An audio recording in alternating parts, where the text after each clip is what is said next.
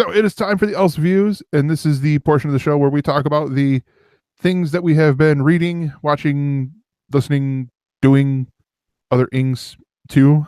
And Corey, do you got something for us, or just yeah?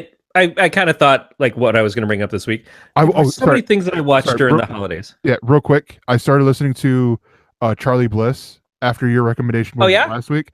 Yeah, I love it. I love him, dude. I really enjoy them a lot. and cool. This week I was listening to Childish Gambino. Nice. Yeah, I don't listen to a lot of rap music in general, but of course, being Donald Glover, I wanted to give it a little bit of a more of a shot than I would normally do.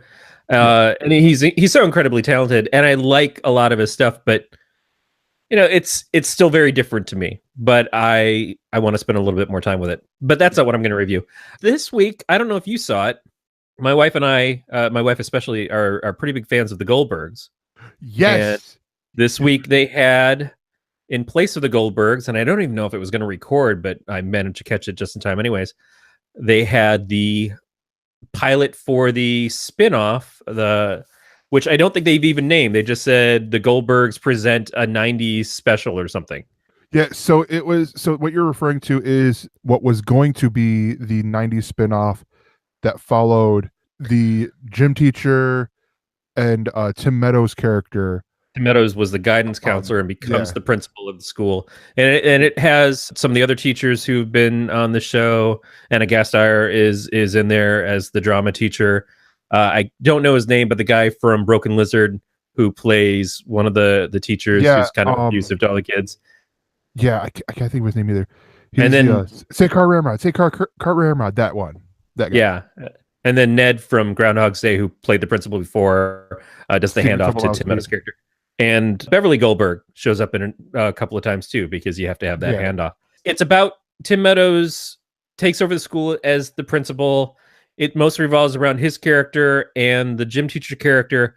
And then Tim hires his sister from the DMV to come to the school. I guess because I've never realized this before, it's a private school, and it would allow her to have her daughters be able to go to it for free.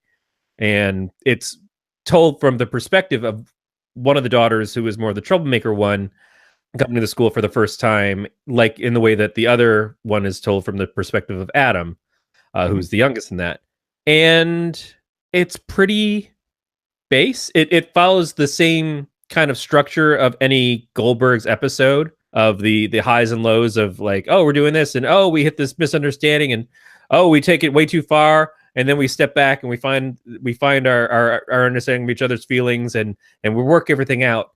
And it just, maybe because they copied the formula, it just felt kind of weak, in my opinion. Yeah. Like, and I've been rewatching the Goldbergs. They're on at 6:00 in the morning on Nickelodeon, I think, when I get up for work. And so I watch them over breakfast, and I like the show. I think that it's one of those things that if I rewatch it too much, I'm going to see the formula even more, and it's going to become kind of pestering. Sometimes syndication will just kill an interest in a show, even if it's still current. Like, I'm not as big on the Big Bang Theory anymore because I've watched the reruns too many times. Yeah. If I just watched the episodes as they aired, it might be different. But I know what we talked about this show coming up, and I said, really? This show is going to have a spinoff with the teaching staff, but they're going to be on the current show and then the later show, so we don't get to really see a growth for them because we know where they wind up.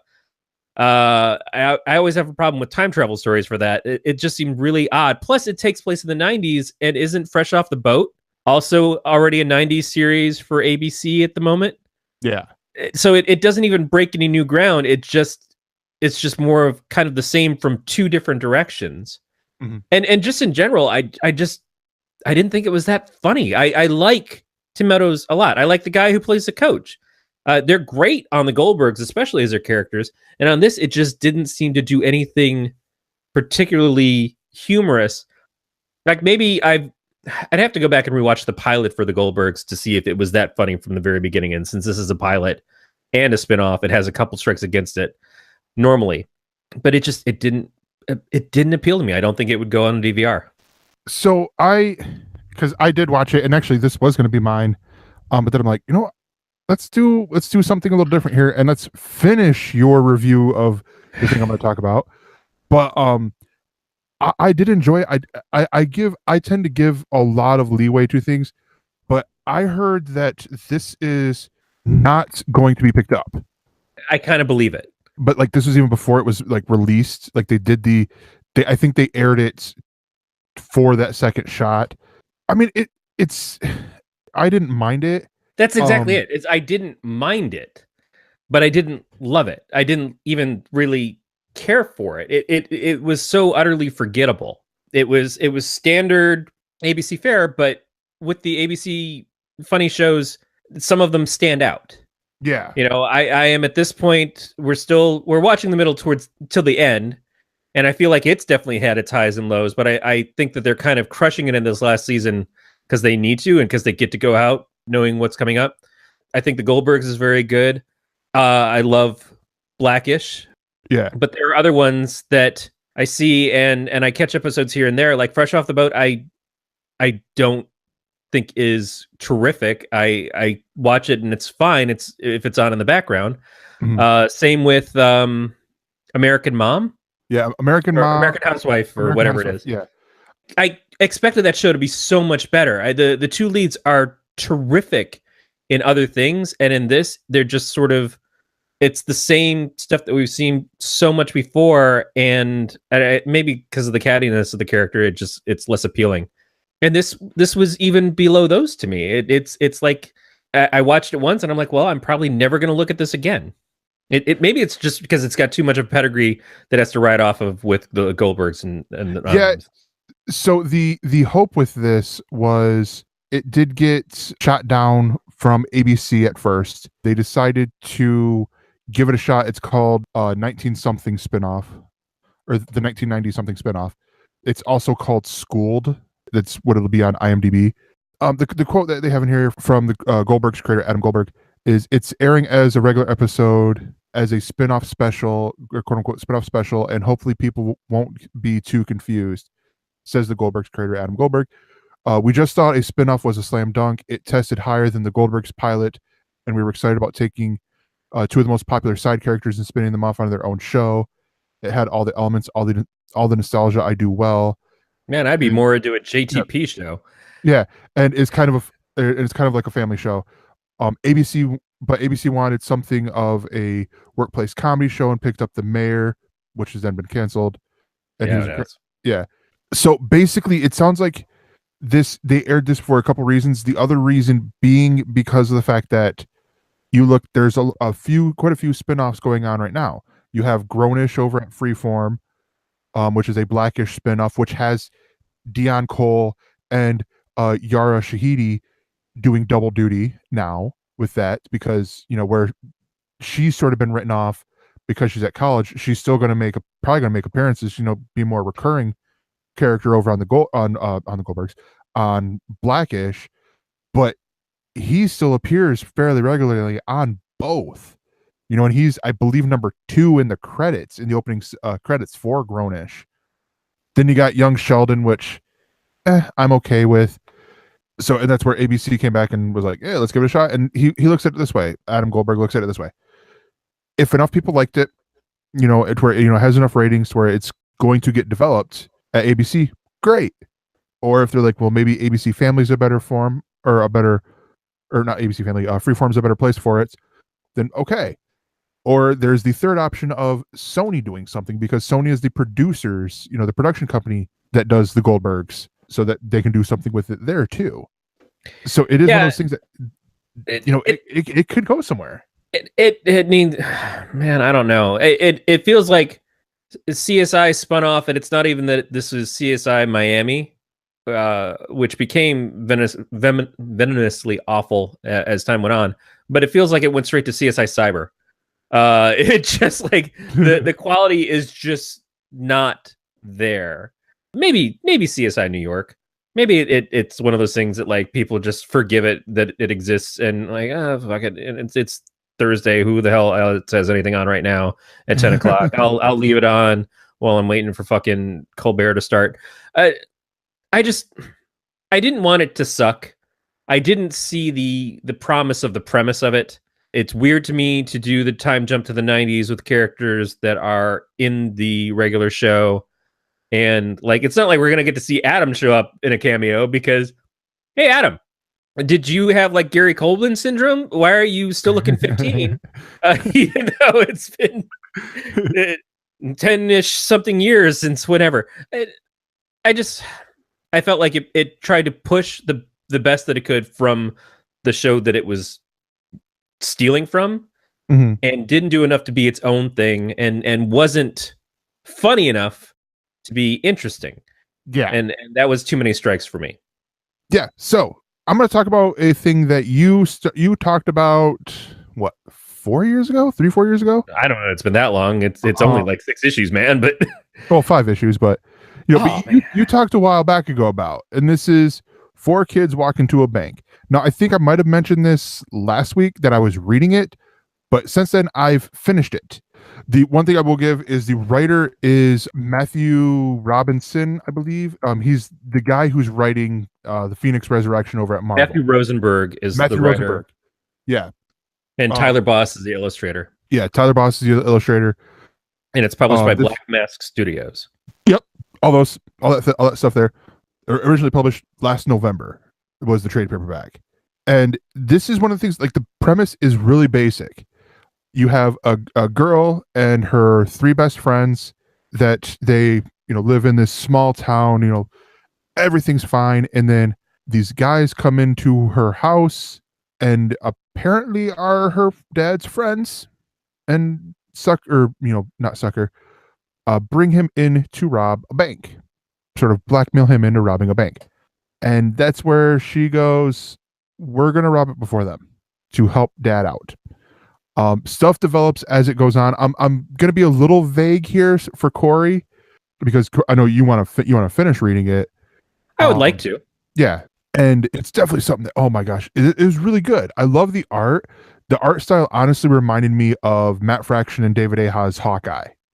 It has that, where it's not super detailed with the art, like with the art style, but it's, it's like more flat works, and you don't really get a lot of depth to the character, like in physically to the character, not like story wise. But it's really cool. I love how every issue starts with the kids in their game world. So the first issue started with them as their Dungeons and Dragons characters, and then it went to them playing with their drone outside and doing RC cars and stuff like that. But it does it in the epic way that you thought of it when you were a kid playing outside. Like, you're not, just sitting here driving, with your remote controlled car. You're in the car driving, when you're doing the donuts, you're, and all that stuff. That's how it starts out here. And then it goes boom into the story, into reality. The ending, I would have loved to have seen a little bit more like explained with it, just because it's a certain part where they don't say what exactly happens. But I love how it ended too. Like, there's just like a little bit with the wrapping up of things that I'm like, time here, what happened, and stuff like that. But yeah, it is so good. I highly recommend it. It's because Black Mask Studios, that's a really independent publisher, isn't it? Yeah, I think so. It's one of those things that it was not well known when we ordered it, and I think we had to get reorders when I was still working in the comic shop because it kind of came out of nowhere. Yeah. It's a low ordered book because people never heard of it. People didn't really know the creators that well. They didn't know anything about it. And then all of a sudden it came in and it started to get buzz. Obviously because I reviewed it on our show, but exactly. More likely because it was just really good. And so people started looking for it. It's unfortunate that it's taken this long for it to finish, because buzz can only get you so far if there aren't second issues and third issues and fourth issues coming out. Now that you've got a complete story arc in the trade paperback, which we'll have the links to in our show notes, that's great, because all these people who maybe couldn't find the first issue or, never really got back to it because, it took so long for the next issue to come out, they can pick up the whole thing now. And that's what I'd like to do. Yeah. But it's. I think this is the beauty of comics, especially comics in today, is that you have the opportunity to pick up things almost anytime you want. If I don't know if it's available through Comixology or anything, it seems like it's something that would be eventually, but at least you can get copies off of Amazon or your local comic shop, which we always prefer, and you can read it at your leisure. You don't have to now wait for the thing to do it, and that's terrific. And so, and these people put in a lot of hard work. However long it took, they sat there and they made a great story and they made great art and they put it together, and now they get to show this as an accomplishment of something that they finished. That's fantastic. So good on them. I'm glad that you really enjoyed it. I'm glad that I was able to encourage you to try it out in the first place. Yeah. And yes, it is available on Comixology. Excellent. You can do the series or the graphic novel. It's such a good book. It is well worth the read. It's a quick read too. I mean, it's not, I think each issue is 25 pages. So, I mean, and you go through it really quick as you're reading this. It's, boom, done. Get the story, and then you're in, you're out. And just for people who are wondering, is this comic for me? And when the issue that I read at the time, especially the way that starts out with the D&D stuff, it reminded me very much of Stranger Things, which had just started or gone through its first season around that time. There was also another book that we were reading around the same time called Paper Girls by Brian K. Vaughan. Yep. I would put this up next to that as the type of story and stuff you'd be reading. The young characters, but aren't really acting like kids. I mean, there are kids, but they do it with intelligence and personality and stuff that you like to see. So it's kind of like Goonies. It's that kind of thing or as we were talking about earlier, It, the movie, where the kids are the stars and their thought process and stuff. You kind of enjoy going on that journey with them. Oh yeah, definitely. For more on this Galactic Network podcast, go to gncast.com. That's GNCASTS.com.